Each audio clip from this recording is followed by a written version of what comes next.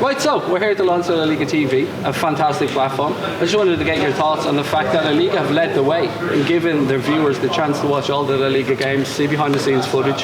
Yeah, it excites me very much indeed. You know, because you we followed each other over the years, and you know that what drew me to Spain in the first place was my stupid following of the national team. Went to the World Cup in '82.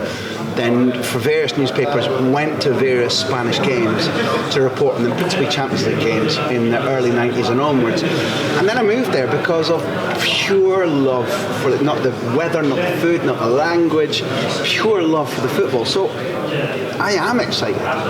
And if I throw like sort of La Liga phrases at you, I only do it because it's the truth. So your point about leading the way is, I love what they've done because they're taking what I still consider to be the most beautiful, the most technical football in the world to the audience that was able to see it all the time on Sky for I don't know how many years. From 2002 for 15, 16 years, I was privileged, lucky to be helping to explain La Liga or to bring interviews or news stories with Kylian, with Scott Minto, with Mark Bolton on Sky. The fact that it's now, you can have what they call, and I agree with them, all of La Liga all in one place, right now for free on Sky on channel 435, also on Virgin TV, but you can subscribe to Premier TV.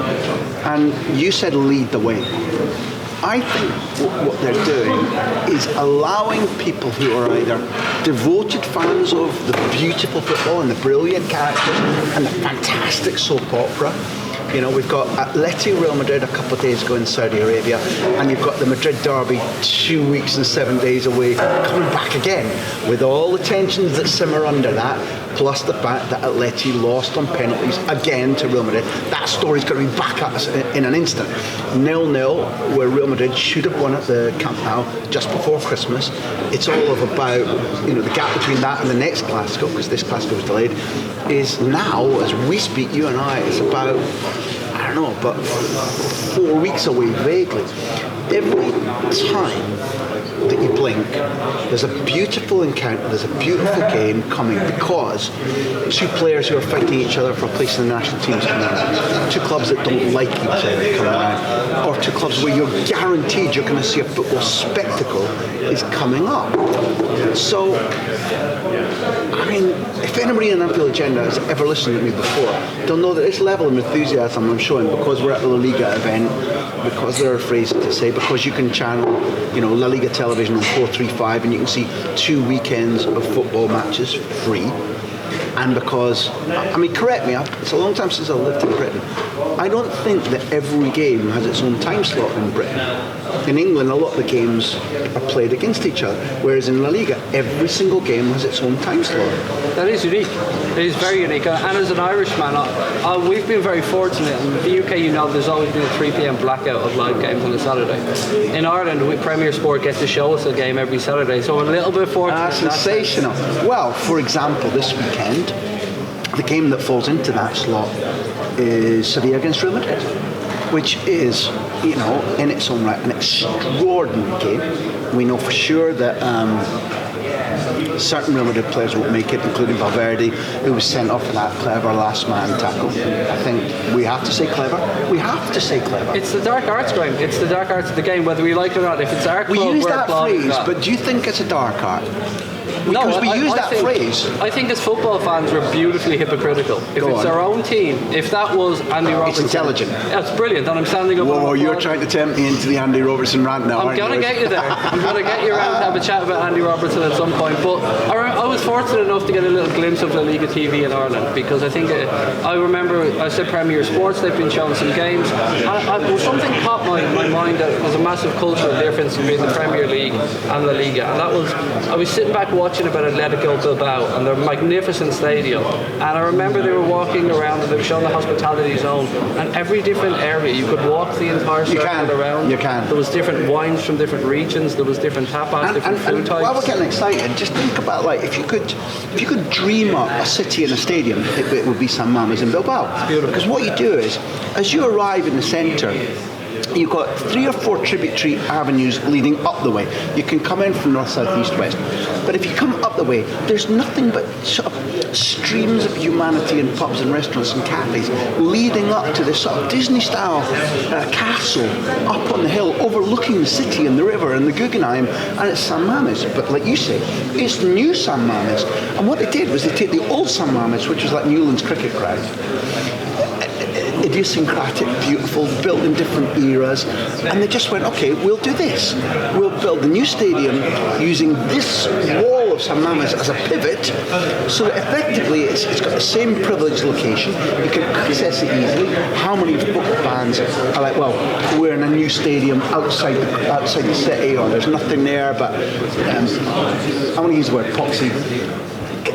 Work away. Brand cafes that we don't want to. These are organically restaurants, cafes, bars, fan meeting points that have been there for decades, and they're still there because the stadium has kept the same lugar, the same place, Ubicación. And then what they did was they built 3 quarters and then take that first part that was the pivot wall and rebuilt it. And it's a sensational stadium. They held the Heineken European Cup rugby there a couple of seasons ago. I went and worked at that. You can go all the way around it. It's brilliant. Every seat is fantastic. But the fan experience at San Mamés is beyond belief. I say that whether you support Los Leones or not, I don't think there is a better individual football venue anywhere in the world than San Mamés. I think that's my point of view. This beautiful articulation of language. You make people fall in love with the game, Greg, whether it's describing the food, the culture, whatever it is. I can't let you go. My viewers would kill me if I didn't get you to talk about Andy Robertson and his magnificent story and rise to Liverpool Football Club over the years. Yeah, but you'll have done your job well on the agenda, and you'll know about his story and his rise.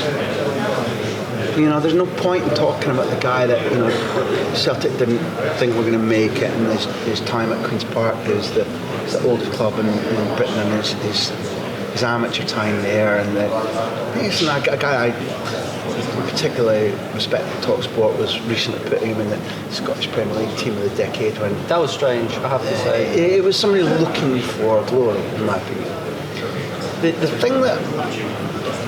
The things that make me feel very specially towards Andy Robertson is that it's really unusual that 2 previously unheralded fullbacks at one club at their ages, because Trent is younger and he's a little bit older, more experienced, a tiny bit more experienced, are consistently for about 18 months named as the 2 best fullbacks in the world.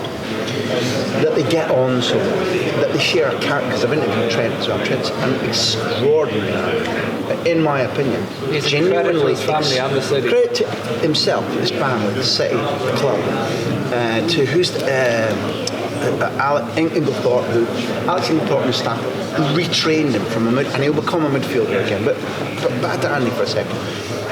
Something extraordinary has happened, and it doesn't need a Liverpool website or fans on to explain it. Robertson is a thoroughbred competitor who lives every day not only to make himself better and to understand how he can better suit the team. I interviewed Jurgen Klopp for my podcast, and he talked about when he wasn't happy with Andy, but when his rampaging runs would end with not enough product, when his defending wasn't right. He hammered these things into him, and Andy changed, improved, consistently improves. He loves to play for his country. That's not always been the case for successful Scots in the Premier League. But as a person, if you look at his attitude, his values, the charities he supports, the way in which he completely gets the Anfield culture, I mean, in his bones, I think it's extraordinary. I think he's I'm proud to know him. I'm proud that he's a Scot. But I also, as a football fan, Liverpool's not my team, Aberdeen's my team. And if you don't mind the language, bollocks to everybody else.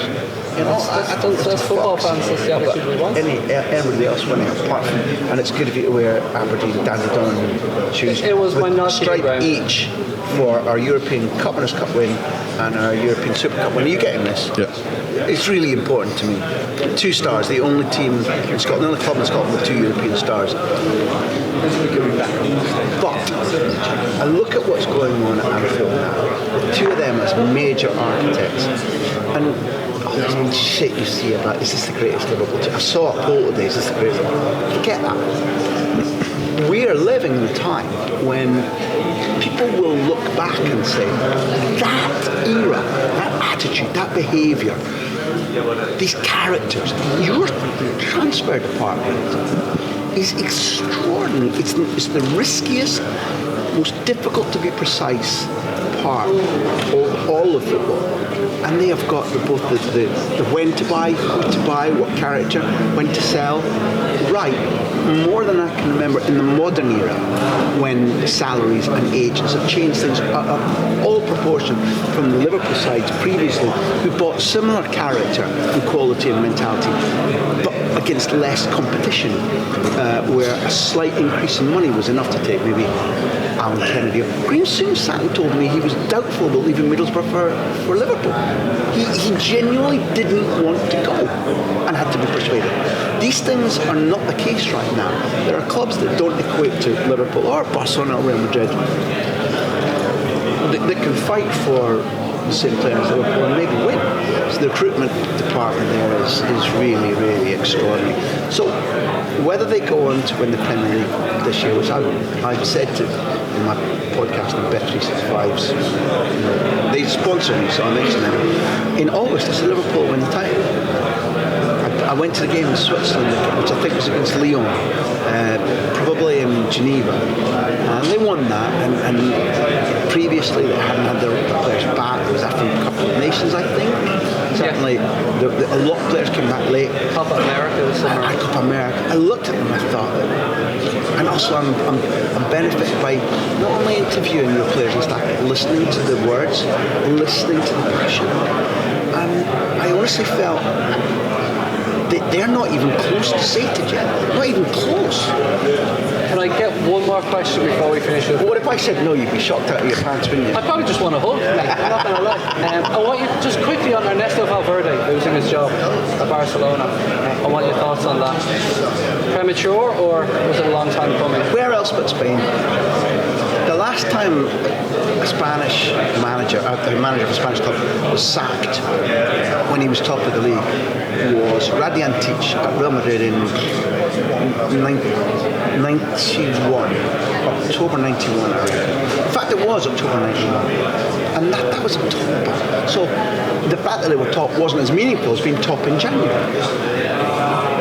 But you'd call me a sap if I sat here and said, he's a nice man, he probably shouldn't. Football isn't about nice men. I think they treated him badly. I think there were 1,000 manners in which to enact that decision. And clubs are allowed to sell a player, ban a player, fine a player, sack a manager. They're allowed to. You know, it's their prerogative to say our direction needs to be this way. To treat Valverde like that was ungentlemanly, and I think Bartomeu, in immediately admitting that himself, as he appointed Kiki Setien, he said, Los Maneras, he said, we could have done it better. It's right. And if you throw up like 2 seasons, 2 full seasons, 2 titles, a cup, a Super Cup, after the first 2 Clásicos, nothing but wins and draws for Barcelona on a 15-4 goal aggregate, you can say, as a lawyer, you could stand up in court and say, no, wrong. Barton lawyer would say, this is disgraceful, completely wrong. Our client sues for defamation of character. Football's not like that, and when they played it athletic, you know, just off camera right now, or on camera if you turn around, is the fabulous La Liga TV commentator Simon Hanley. He and I at San Mamés, first game of the season, that brilliant stadium and club that we were talking about, we watched Barcelona not be competitive for 50-60 minutes. At Levante, at Granada, where they lost in a flaccid way, as badly as they lost at Anfield, but against lesser opposition. There were indications that a club might say, we're losing faith. But did Valverde create the conditions that led to his sacking? No, he didn't. Setien will bring football that I know you will enjoy, you'll watch, and if he manages to convince the players what the ball is for, what positions the players take up off the ball, how they move through each other. That they will have to change because Setien believes in a different brand of football from Valverde. But can he convince the players? Do they have the right age profile? Are they athletic enough to give him what he needs? Those are up for grabs. And therefore, if you'll allow me, watch La Liga TV, all of La Liga, all in one place, for a couple of crucial weeks, channel 435 on Sky, also on Virgin TV. But subscribe to Premier Sport because La Liga will be just ball-bustingly good from now till May.